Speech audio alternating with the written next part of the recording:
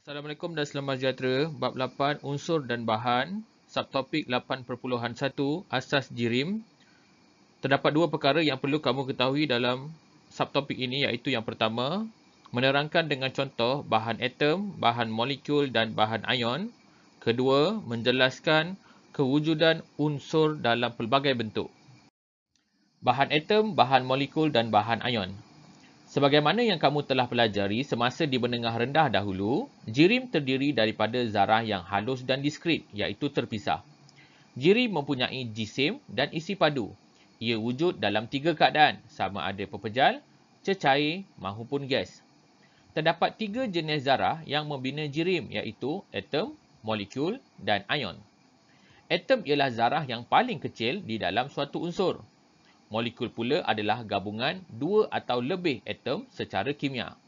Molekul boleh terdiri daripada gabungan jenis atom yang sama mahupun berbeza. Ion pula ialah zarah-zarah yang bercas, sama ada bercas positif atau bercas negatif. Ion terbentuk apabila suatu atom menderma atau menerima elektron. Ion positif terbentuk apabila sesuatu atom menderma elektron, manakala ion negatif terbentuk apabila atom menerima elektron.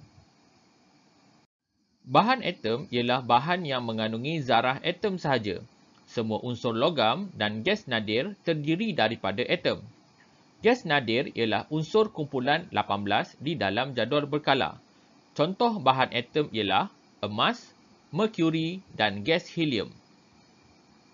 Bahan molekul ialah bahan yang mengandungi zarah molekul yang merupakan gabungan dua atau lebih atom secara kimia, sama ada atom yang sama atau atom yang berbeza-beza. Sebagai contoh, gas oksigen O2 dan sebatian air H2O. Tindak balas antara unsur bukan logam akan membentuk sebatian yang wujud di dalam bentuk molekul. Sebagai contoh, sebatian air H2O dan sebatian karbon dioksida CO2.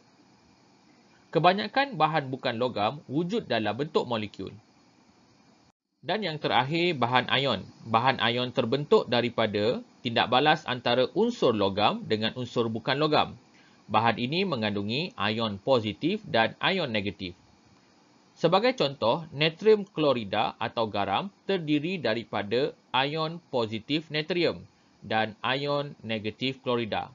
Natrium ialah unsur logam, manakala klorida adalah unsur bukan logam. Kewujudan unsur dalam pelbagai bentuk. Unsur ferrum boleh wujud dalam bentuk atom pada kepala tukul. Unsur ferrum juga boleh wujud dalam bentuk ion dalam sebatian karat. Selain itu, unsur hidrogen boleh wujud dalam bentuk ion di dalam jus limau.